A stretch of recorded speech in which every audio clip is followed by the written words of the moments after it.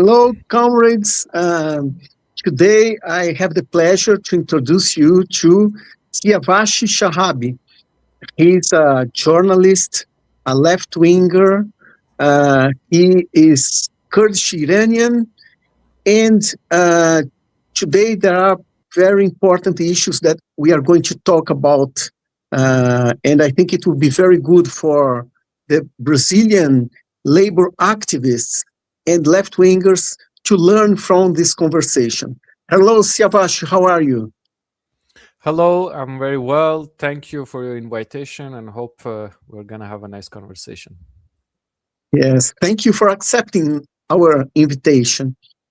Look, let's start talking about the Iranian regime. You see, many left-wingers here in the Western world, if we can say that, believes that the Iranian regime is an anti-imperialist regime, a progressive regime that was born out from a democratic people's revolution. What's your opinion on this perspective? Well, first of all, thank you for having me here. This is actually my first time with sort of American audience that I can have a conversation. I have to start it from this angle, actually. 1979 revolution, of course, it wasn't democratic revolution. Of course, it's happened by the will of the Iranian people, obviously. But the outcome of the 1979 revolution is not what has been presented.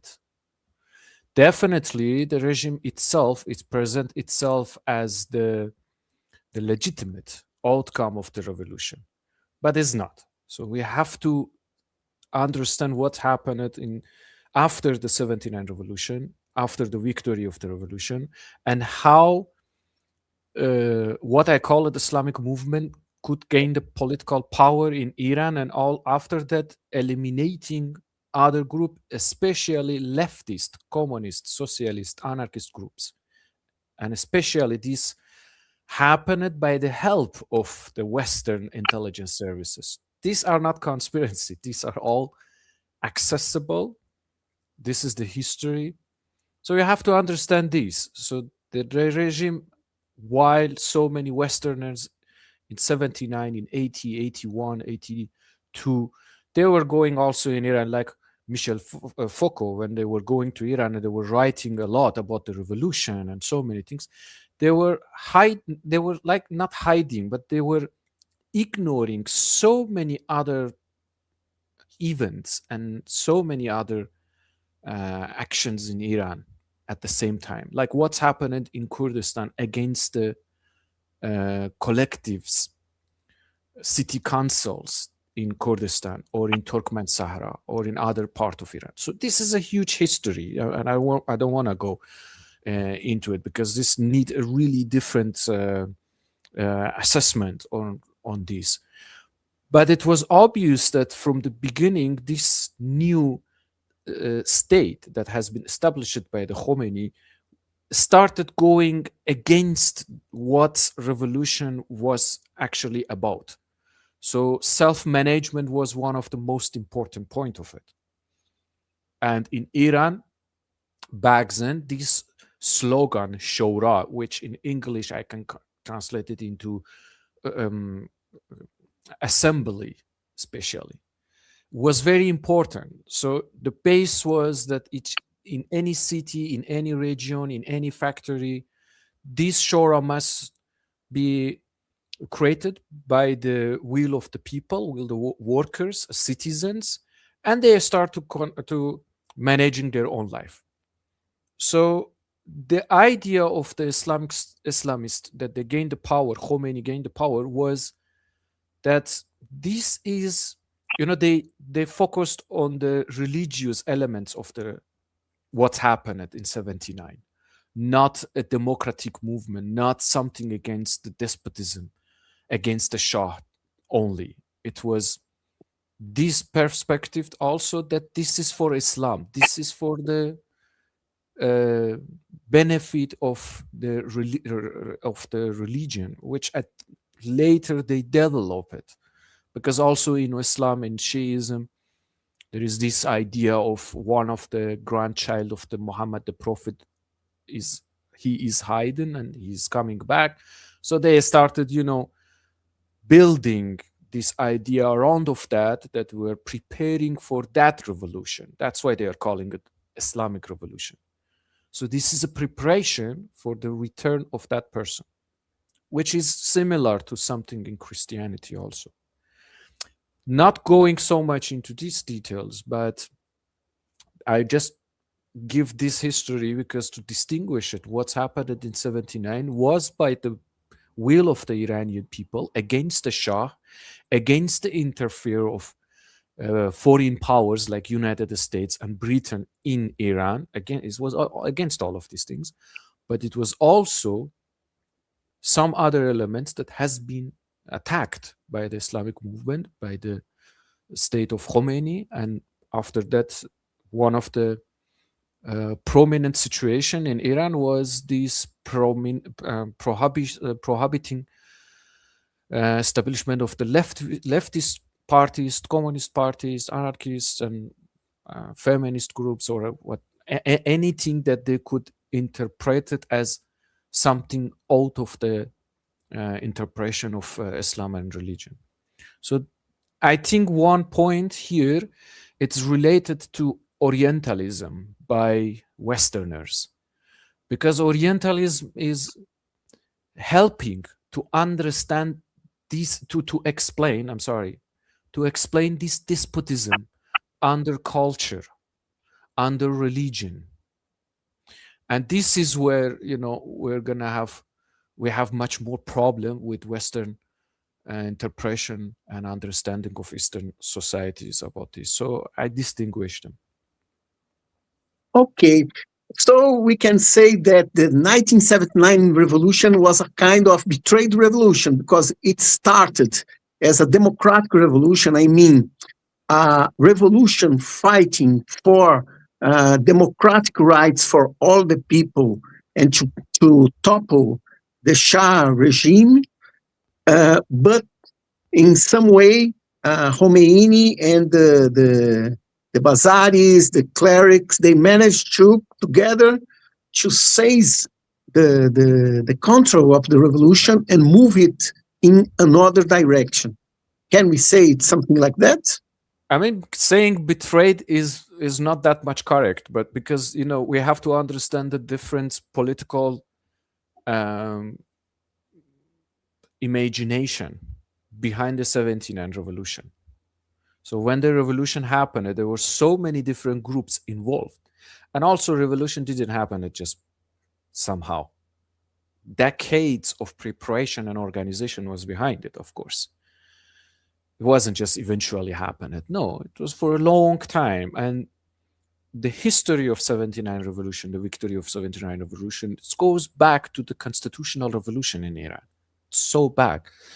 And it was about so many different ideas. Like in Iran, it wasn't theocracy, but still the interfere of religion in politics was important. So one point of the 79 revolution also was this, about that this separation will happen, but Khomeini did something totally different. So here is, when the revolution succeeded in downfalling of Shah, there were other ideas that they were in conflict with each other. But the political power, this in history happened before also. Political power talks with us. So the power could be imposed by those who had access to the army, to the intelligence service, to the police, which was the new established state. And under revolutionary state, under the title of this name, they attacked the revolution itself. They attacked the shuras, they attacked the workers' council especially, and they made it a civil war in Kurdistan, in Turkmen Sahara, in Arab region. It's in history this has been repeated. So they call people separatists. They call them, especially about Kurdistan, it wasn't just separatism. Khomeini officially called them the enemy of Islam. He called for jihad. Now actually it's summer. It's the, anniversary of those moments, those civil war in Kurdistan that they attacked for the first time. I think this is the first time actually in the in west of Asian country, the first state that they bombarded civilian cities was the Islamic regime in 80s. It was Kurdistan. So it's not just betrayed. I mean, like, who took the power and what they want after that. So revolution succeeded for the fall of the Shah, but after that, it wasn't what has been actually promised, and it was the plan. I got it. Let me ask you something. I was reading an Iranian scholar, I don't remember his name, but he wrote about the shoras, and he made a study on the shoras, and he developed an understanding that was something like this. As far as the revolution was going on and succeeded, part of the Iranian bourgeoisie, they left the country, and many companies, they did not have even management, and so the workers started to keep it functioning, and so there was a workers' control that emerged from this situation, and some of them were clearly left-wing oriented shoras. Some were the workers keeping things going on, you see, without the bosses that left the country.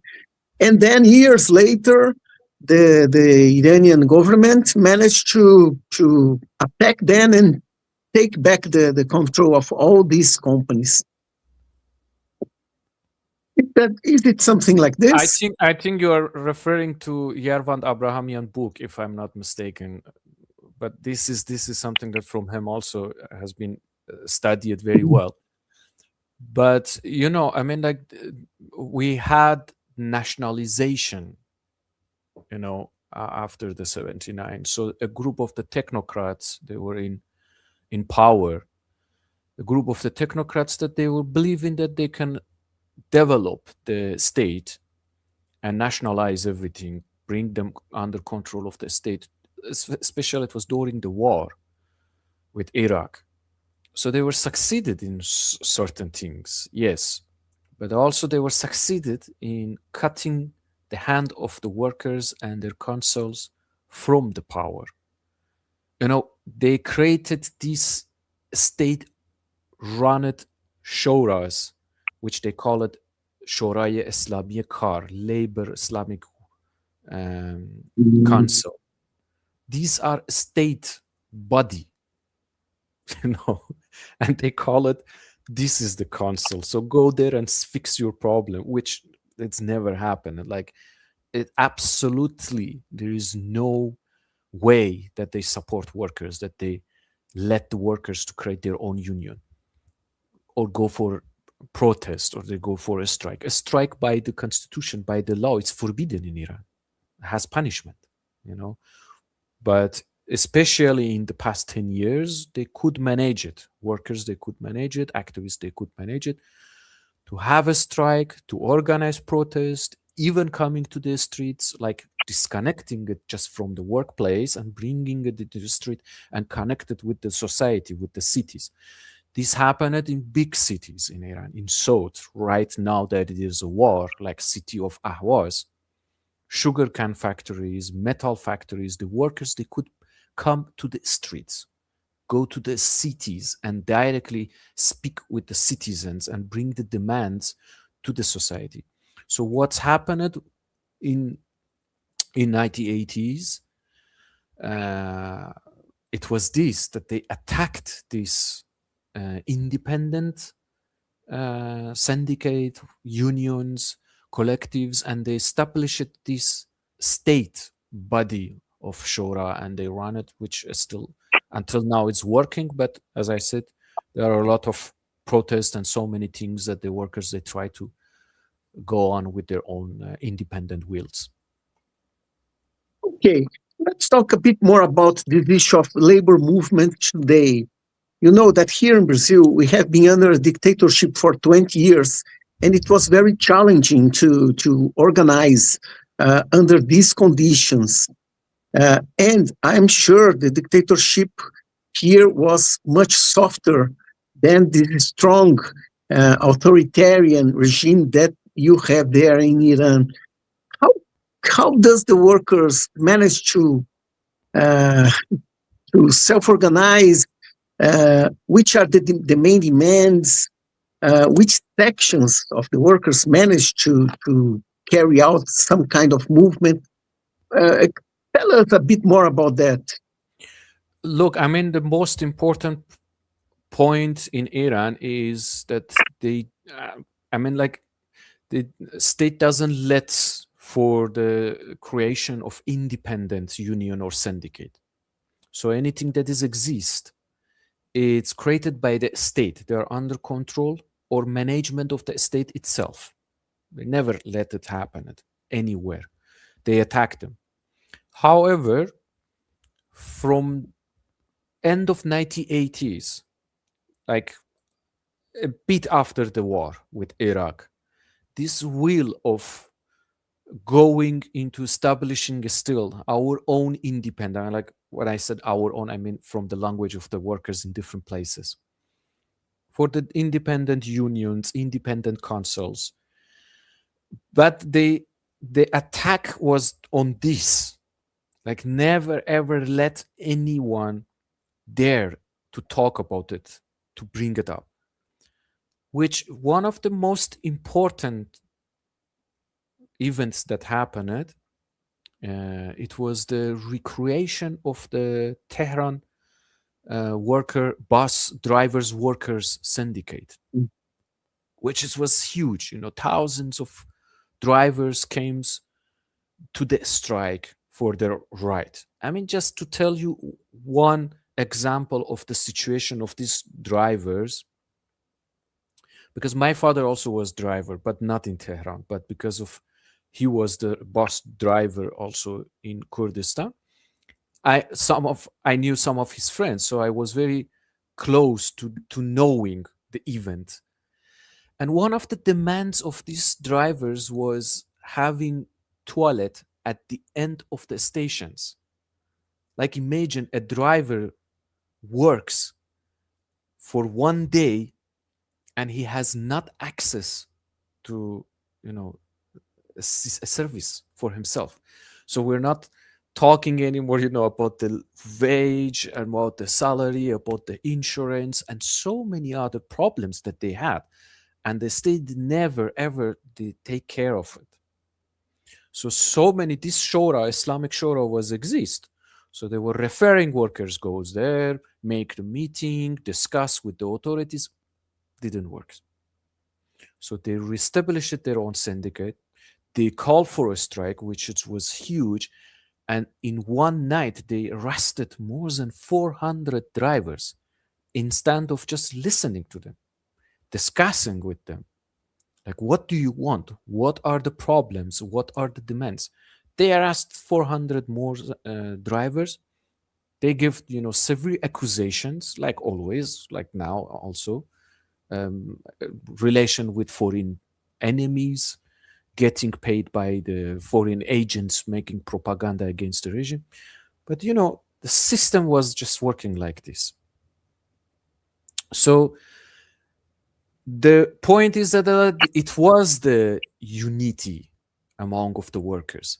This happened also in Kurdistan. Kurdistan, region of Iran, or I have to say Kurdistan province in Iran, had a very good, actually, uh,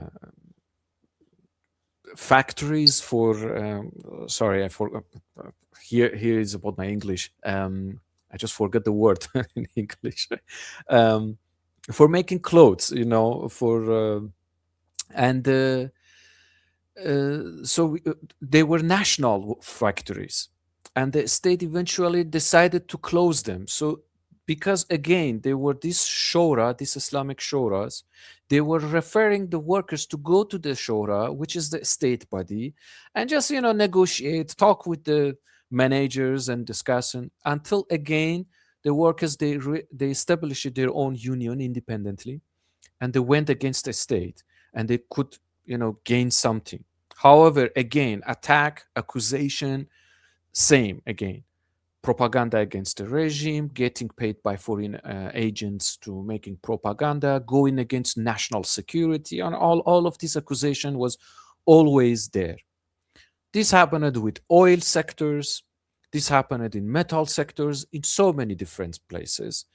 But in the past 10 years, because the social demands, the social protests getting much more stronger, so workers also in different factories, in different sectors, they realize that they can also bring it more into public, to publicize themselves more, which they did it. And in the past few years also, we had big demonstration and protest by the oil sectors. Like last year, we had, one of the biggest protests in oil industry, again, which they arrested so many people. We had the biggest strike by the drivers, in more than 1,500 drivers and truck owners. They came in the strike in more than 150 cities before the 12 days war last year.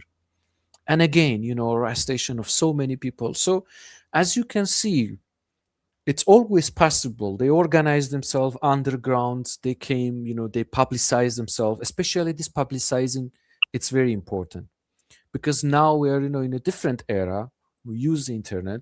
They use so many different tools, to publicize themselves. And it's not that much different from something that most of people could hear it, could read it, and could understand it, and not connect itself with those demands, because it's about salary, it's about health insurance, it's about the price that is just skyrocketing, but the salaries just remains. So this is something, everybody can understand it, what is going on.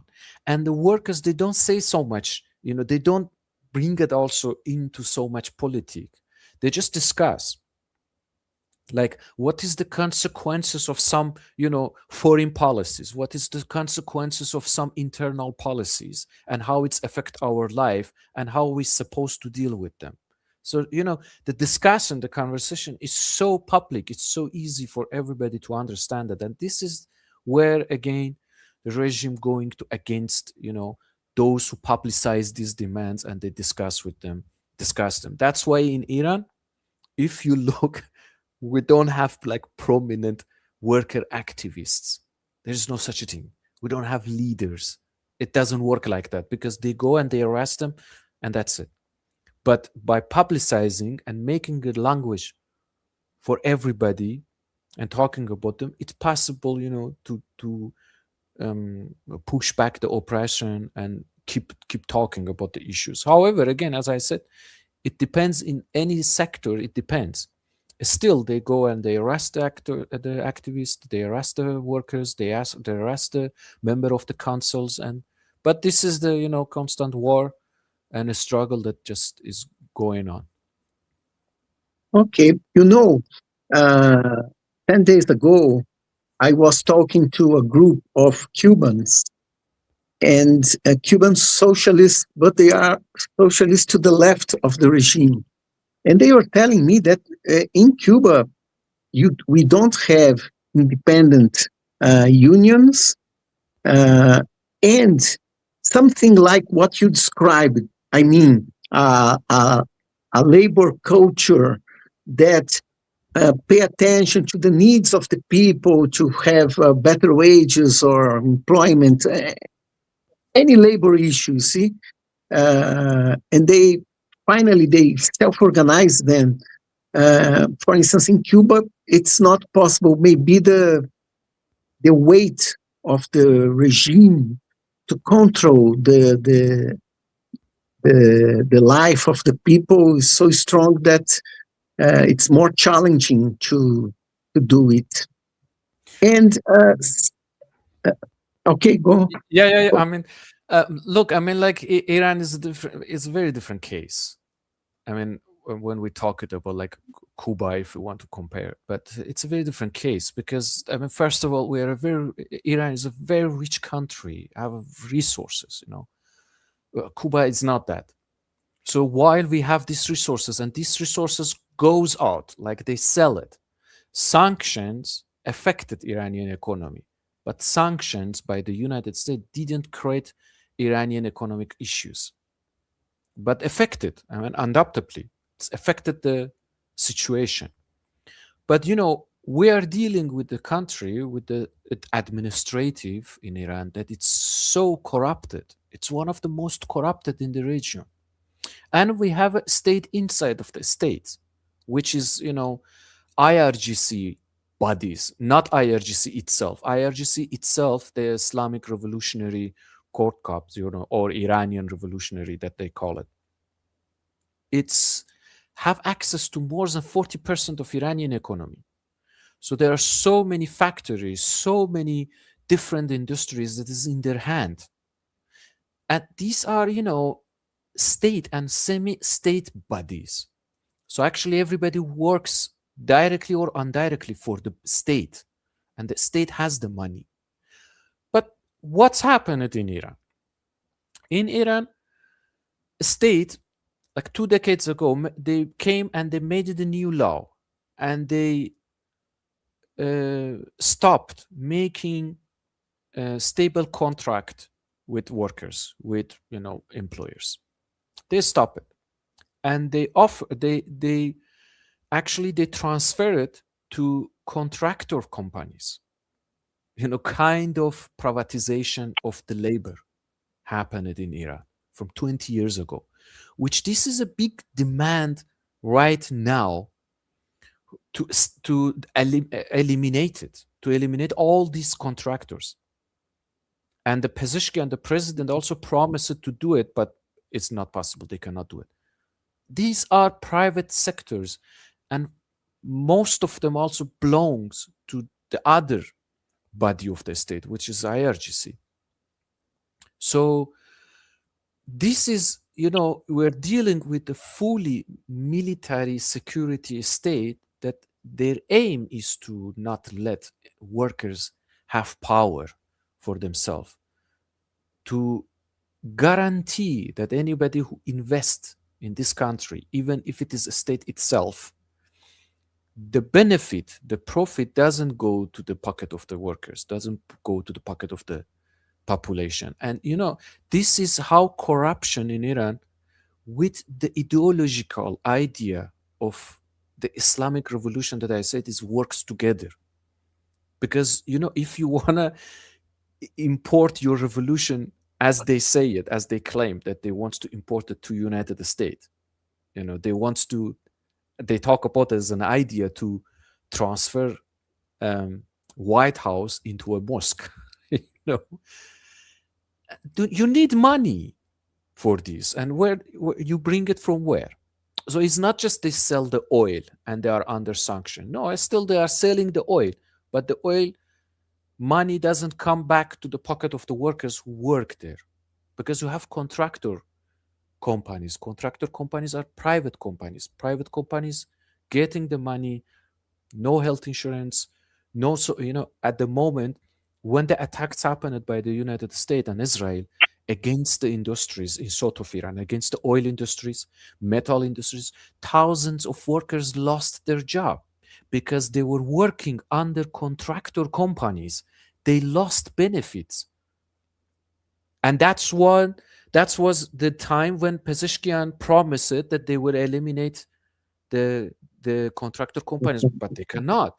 So now imagine, United States attacked Iran, destroyed the factories, and the workers lost their job, and state removed the responsibility from its own shoulder and said it's private companies, contractors. And the contractors, what they do, what's happened to the salary, what's happened to the unemployment benefits, insurance, and all of these things. These are the problems in Iran. We have them. And when Even if it is possible to have an independent union, imagine, instead, except you go for general strike against this type of policies, what else you can do? There's nothing else.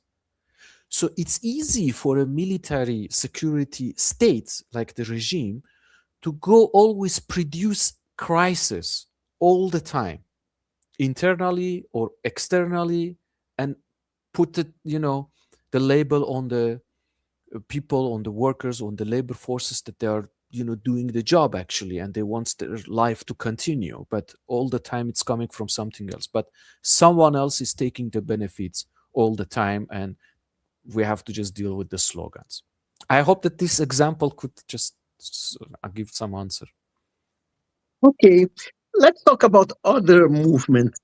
The world famous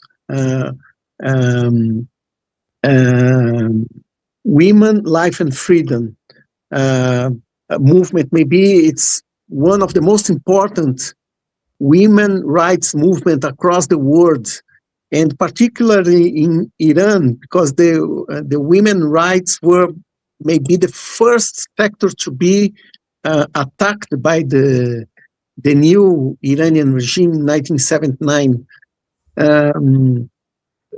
How are these movements today? I also learned that the student movement was active after the massacres that happened, that the Iranian regime carried out in January 8 and 9. 40 days later, they were active, and then the war came and stopped everything. Yeah. So how, tell us about these other sectors and also the oppressed nationalities struggles. Yeah. Look, I mean, about the women movement, it's better to also, in the beginning, to mention that in the West, the religious and social aspect of Iranian women rights was much more interested, which I can also say, like, it was obvious for some Iranian Iranian feminist activists. Mostly they were focusing on these issues like hijab. We were talking a lot about hijab or Islamic law, which obviously they are the problem. But the Western focus on this was too much. And I think one point it was about, this civilizational way of looking to the East, which they are Muslim, so this is their culture, or they're just like these. One part used to attack and say this is Islam, so it's brutal, etc., etc. The other one say like, no, this is their own culture and we have to respect it, Orientalism. But yes, hijab it was a big problem, but we're talking about theocracy, and in a theocracy, it doesn't matter. It is Islam, it is Christianity, it is Judaism. In a theocracy, you always have problem with women rights. Now even in the liberal democratic countries in the West, in Europe, I live in Greece. I mean, here I can say also Greece is a theocracy, not like what we have it in Iran, but it's still, when we talk about women rights, we have to understand what we're dealing, how church is interfering in the life. So this is one thing, we're dealing with theocracy. And theocracy, it's very different. You have a state, the law, it's coming directly from the religion, from the holy books. But from a perspective, of the working class perspective, it is very crucial and it's very important to understand that Iranian women are participating in the whole Iranian economy. The whole economy of Iranian economy is just occupied by 14% of Iranian women, less. These are state statistics, it's not Western statistics. It doesn't come from anywhere else. It's Iranian state statistics. Just imagine the gap. Just imagine the discrimination. So from a class perspective, we're talking about enormous discrimination and pressure on women in Iran. Of course, in the past 20 years, they could fight it back. They could, push it back. publicize it more, and coming more into the street. But at the end, the tragic murder of Mahsa Jina Amini was the peak. Like, even from my cousins, my sister, my cousin, my mom, when we were talking back then, like everybody was saying it enough, no more. So that was from a social aspect of what happened, because just going in the street, arresting a woman for dress, and that woman died, and at the end they don't want to take the responsibility. It's just like, okay, she was sick. It's like, in the first place, why you have to arrest someone just because what they choose to wear? But this was something that in the West they saw this, but we have other issues. In Iran, women, they don't have the right to ask for divorce. They don't. I mean, practically, if a woman go out without permission of father or husband, they can have problem. It's the law. I mean, like, people, people go against it. People will apply it in their life or not, but it's the law. Like, if a man wants, it's the law is written there, and they do it. Like, if a woman wants to travel outside of the country, if they need the permission from their husband or their father, or a man that is responsible, brother, and so many other things. About the job also, if a father or brother or husband doesn't let a woman work, then the right is with them. These are law. It's not just some social norms. These are in constitution. It has been written there. So imagine the pressure, and they call it culture. It's like, sorry, in the history, so many societies has very, weirdo cultures, but certain things has been changed. So in Iran also, we are simply talking about these things. Women talks about these things. Just dress. Until 3 years ago, it was unimaginable for anyone in Iran to imagine one day under the Islamic Republic, women can come in the street without hijab. But now we can see it. It happens. It's because of that movement, and they push it back. But right now that we're talking, there is a law again for enforcement of the hijab on women, which now they're talking about it to bring it back, the law, especially now during the war again. So it's just about like how it is important for this regime to oppress a half of the society. From the working class perspective, this is point. When a half of the society, it's not in the labor market also, it's the pressure on the other part. And this is also a way to keep the wage low, because you have a mass labor army that they need job, and there is no job. State doesn't offer job. So this is also another point for keeping the salaries low. But there are some other issues, But also I can understand that maybe many people are saying, look, but Iranian women are the most intelligent and they go study. Yes, they go to school, they finish university. But when you came out, what you do? These are the point. These are the question. Because yes, go and study. Like, no one stops you. Why they have to stop you? But what after that? How you involve yourself in the society, in the labor market? And the statistics talks to us. What is the situation? How is the situation? And Iran is a big country. Again, it's 91, 92 million population. So even 14% is a big number. And I want the people, to just imagine about this, because I'm sure they see, on the television or the reports, there are women working or doing certain, like, it's still, that 14% is a number. So when you see these things, don't surprise, but the number speaks for itself. 14%, 70, more than 76% is in the hand of the man. Just imagine the numbers, how the gap is. But yes, there were so many struggles. Still, there are so many struggles against this.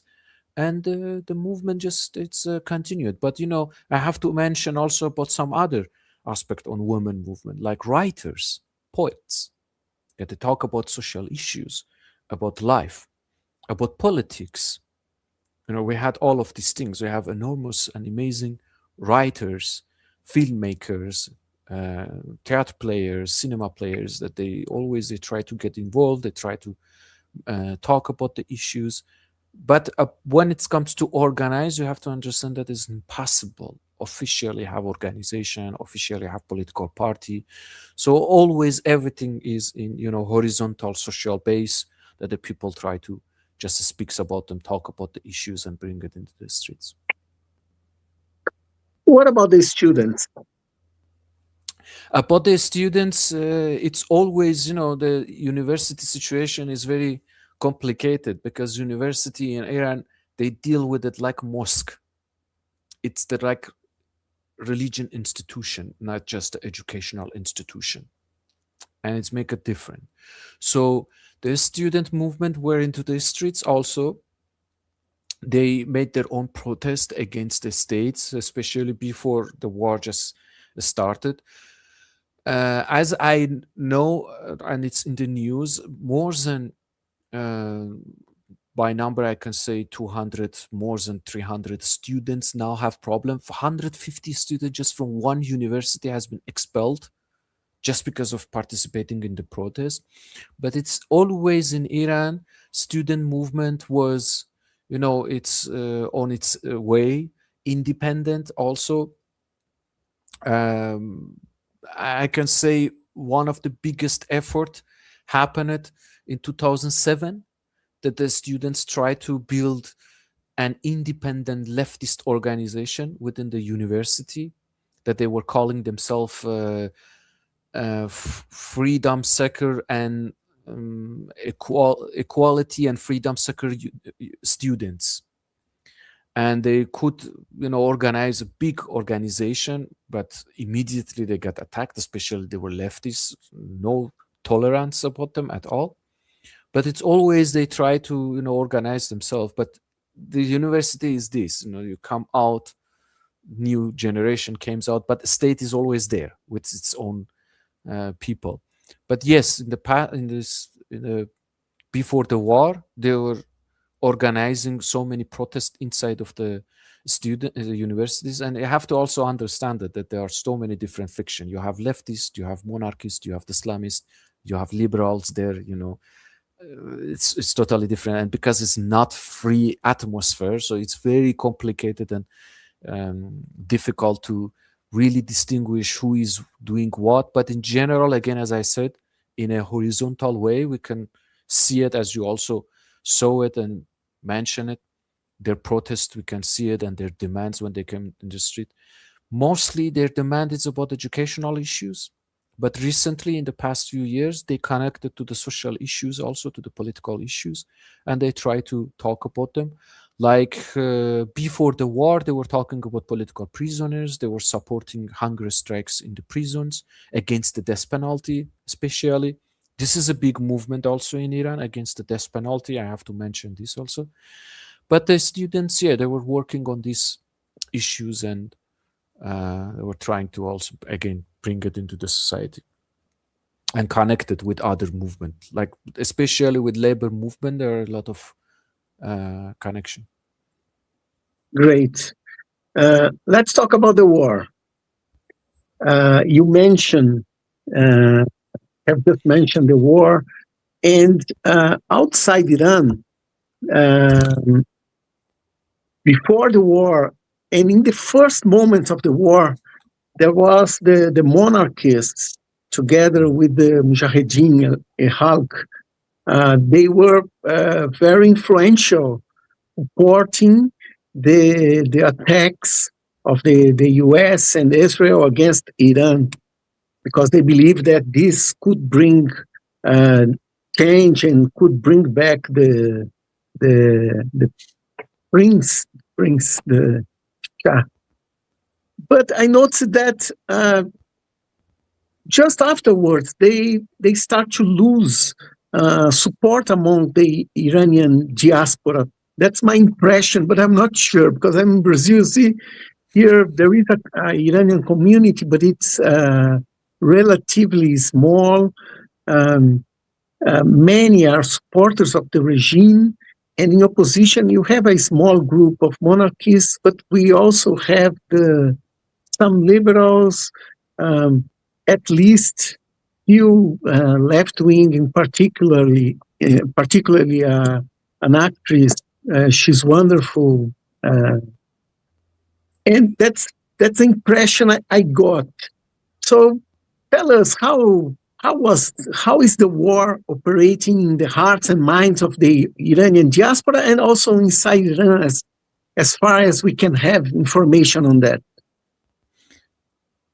It's a very, sociological question. It's related to the sociology. Iranian diaspora is not one body, obviously. And I mean, it's unfortunate, actually, we have to mention all the time these things. Like if you are talking about United States population, if you talk about European, you don't need to say these things. Like everybody, they just accepted that they are diverse. But when it comes to us, eventually the human nature is just gone. No one talk about it anymore. So this is a way of looking to this type of countries that,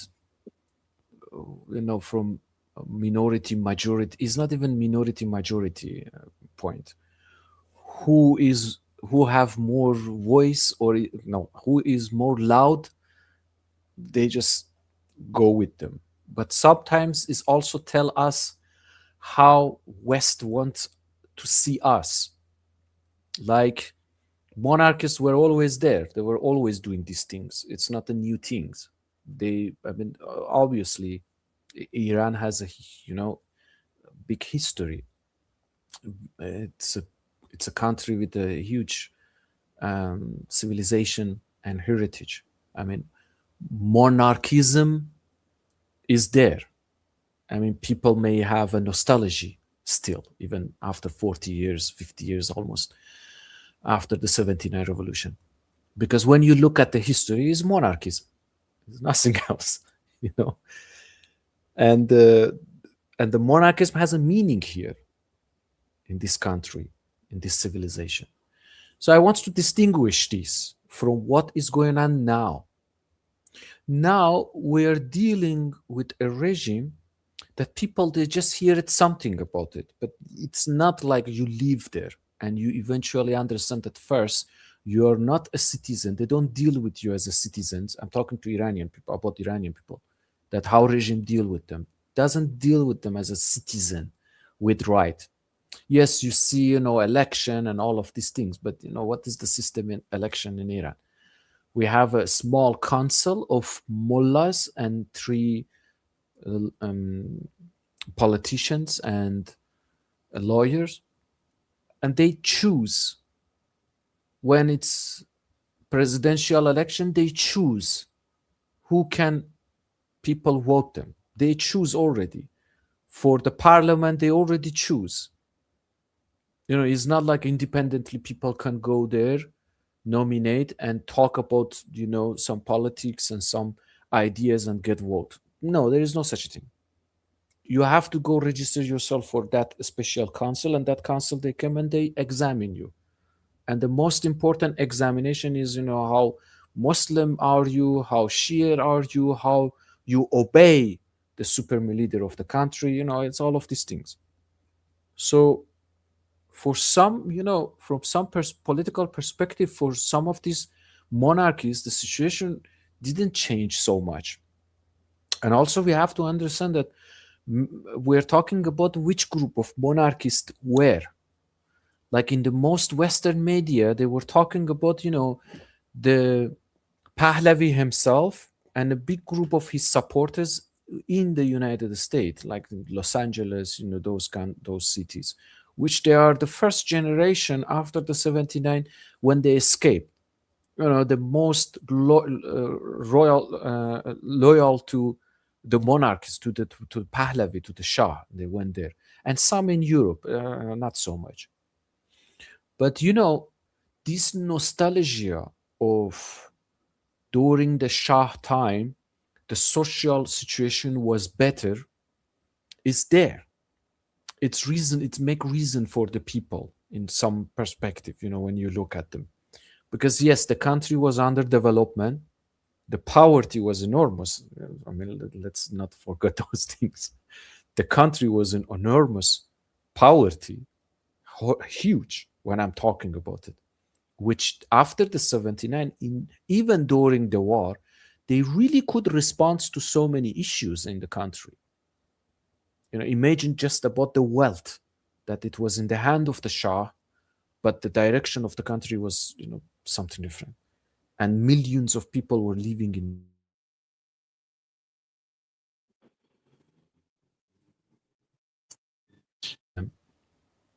So 79 revolution could answer those issues. But still there are nostalgia about social life, about the relation with the world. Like we were a country, we didn't fight with all the planet. Now we are fighting with the whole planet. And psychologically also this affects a lot, because, as Iranian, you go, imagine, just as tell you, I mean, like, because we're talking about, the monarchist supporters, the young one. I don't want to talk about the old generation that I mentioned, about the young one. Imagine you are an Iranian, you came out of that country because you want to build a new life as a migrant, as a refugee in a Western country, and you have to deal with the aspect of what the government is doing it. And at the same time, another part of the Western society expect you to represent that ideas, and this is just something that psychologically is just push you to just distinguish yourself for what is exist. So for so many of these people, the answer was Pahlavi, just because they could distinguish themselves, and also the fact that 79 revolution was a ghost against authoritarianism, totalitarianism, but the totalitarianism remained. It's continued itself. So again, you have a population in diaspora that again they prefer to continue to changing the situation with the same idea, but this time with a person that is much more close to the West, so it can solve the issues and problem.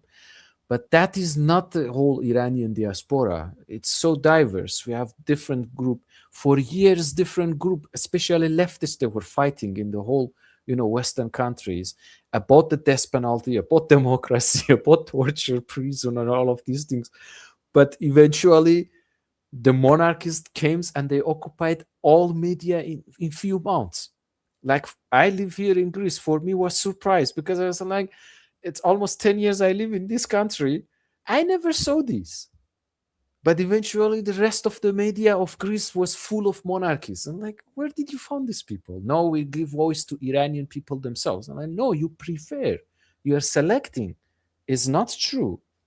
You are just, because this happened with the Western media, and they eventually, everywhere were just monarchies. And like, who made them the representative of Iranian population? How this become? So again, something like 79 happened actually. Khomeini eventually become the leader of the revolution. It's like, well, no, you are doing that. You are creating something. It is not. And always, it wasn't just lefties, the liberal Democrats, the other groups, they just start saying like, well, they are not the majority in Iran. For sure, they have some part. Obviously, Iran is a big country. It's 92 million population. It's half of Europe, Obviously, they have some part, but they are not the majority at all, even in diaspora. Just because they are able to mobilize, that doesn't mean they are the majority, because so many people, they gather, they go to this gathering or the demonstration for different purposes. But as you mentioned it, slowly, when the reality comes out, like, it's unimaginable. You go, you say to a foreign enemy country, thank you, you are bombing my country. I mean, it's sick, but they did it. they attack in a school, university, in a school, you know, a child. They killed more than 200 children. They were shouting, "Thank you, Bibi, thank you, Trump." You know, like, no, I mean, this is not something that you can gain something with it, but this is something that is exist. I mean, like in any society, in Brazil, I'm sure you have also people probably they do the same thing. You know, if you let them, they come and they leave. You know, liberate us from this leftist state or whatever. Everywhere you have such a people, you know. But during this war, and during, you know, after these tragic mass murders in the streets in January, eventually they become, you know, one of the prominent figures in all the Western medias. And our fight, it was always, no, this is not real. It's absolutely fake. But, you know, when the war happened, if I want to answer that, because, you know, I don't believe war happened because these people called, you know, come and bomb Iran. No, the war has its own political economy reasons, you know, but it's affected the Iranian society because eventually you have some people that is like, yes, if we want to liberate ourselves from these monsters, we need another great power to come and liberate us, to help us, to bomb, you know, and kill people. Like, no, there is no such things. But because the war itself, the concept of war, discussing about how we are going to deal if a war happen because of the nuclear program or other issues that we have it wasn't the social discussion in Iran. It still is not a social discussion in Iran.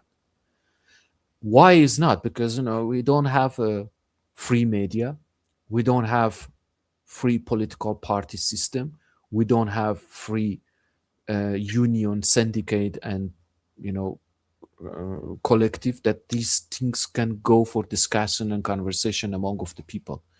So nobody can actually expect Iranian population to give an, you know, very clear opinion about the war. Obviously, I mean, a majority you talk, everybody's like, I don't want a war. I mean, like, what just does it mean? Coming and bombing, you know. I have been imprisoned and tortured in Kurdistan, and when they bombed the intelligence service of Kurdistan in Sanandaj, in my town, with my friends, when we were talking about it, we were all of us, you know, we were shocked. It's like, it's that building that they arrested us, they tortured us, but it had been bombed, and now we don't know what's happening to the people around, to the neighborhoods. We don't know these things. Who is going to say like, okay, thank you, yeah, bomb it and liberate us? But the concept of the war itself, it wasn't something in social conversation that we could talk about it, like how we are going to deal with it. So that was something that brought a lot of confusion for Iranian also, because, you know, we eventually had this distinguish, this is a war against the regime or this is a war against Iran. And that was a big conversation, which now everybody have an answer for it, that this is a foreign war against Iran, and we have the responsibility ourselves to deal with the regime and, you know, solve the problem and fight it back. But this is a war against Iran. Obviously, they're killing people, they're destroying the infrastructures, and that was a good, you know, a good point that this conclusion came out. But the monarchists, Mujahideen, you know, they had a very bad negative effect with the help of the Western media, actually. I cannot say they just did it by themselves. Okay. Look, I know you work for some alternative media. Can you tell us, it's, if I'm not wrong, you say Radio Zamaner and The Fire Next Time. Well, Fire Next Time, it's my own personal blog. I made it like 10 years ago, but from like 3 years ago, 4 years ago, I tried to just, you know, when my English got better, I'm developing my English, as you can understand. My English is not that much, but I try to, you know, write anything that is possible, whatever comes to my mind, and translating notes, reporting what is going on with the media, what they write, what is the issues, and how the journalists they make their own reports, from the most grassroots issues and situation. But Radio Zamana, it's the media. They established it more than 20 years ago. First by Iranian reformist groups, which back then they were even getting found by United States Foreign Affairs Ministry even back then. And but slowly this changed. It went much more into left direction and become like in the criticism on the social issues and highlighting the problem within the Iranian diaspora or opposition more into the left direction, which got much more problem because like no one wants to fund such a media that it's going into the left direction. So in the past few years, they had big problem. I just write there as a freelance time to time. Now I write much more, but I'm not a member of the board or like a prominent writer there. But in the past few years, they had much more problems. So they tried to shift to separate themselves from the past that they had it and come much more into progressive and left and talk about much more diverse and especially Iranian ethnic issues. And especially they added a section about Afghanistan, which it was very important to talk from Iranian perspective on human rights about Afghanistan, on human rights of Afghanian refugees and migrants inside of the country, which they are under huge pressure and discrimination. And women's section and labor section, so all of them, it's created in the past few years, and they're just developing it to talk about it. And now we have also English section, which they try to translate and publicize much more of those independent texts that it comes in the Farsi, and they discuss about the issues for more international audience. But unfortunately, on media, Iranian left is so weak, especially when it comes to connection with the West. Or I cannot say the West. I mean, like it's much more, foreign countries or other countries because of the censorship, because of the repression, and especially because of the resources. These are all new experiments for us, for the Iranian left from an independent position to have their own independent media, and they talk with much more international audiences. So these are all new for us. It's not something that it would possible in the past, especially because I say like we have like the media that it's people, they access to them is still, it's like Voice of America, which is United States, BBC Persian, which is Britain States, Deutsche Welle Persian, and France, Radio France. These are all they are we can say free, but from the perspective of the Western media. But there are Iranian writers, journalists. They can talk about the issues in a different media, Persian, that they have access. But unfortunately, as I said, these are all new experience for us that we are trying to keep it as independent as is possible for us, and having a new experiments to talk with much more international audience. Great. Siyâvash, I think we are coming to the end. I don't know if is there any other issue you would like to address. Feel free to say. Well, first of all, thank you so much for this opportunity to talk with the Brazilian audience. I hope I could give some perspective and answer to some question if they had. But I mean, it's a short time, to have to cover so many things.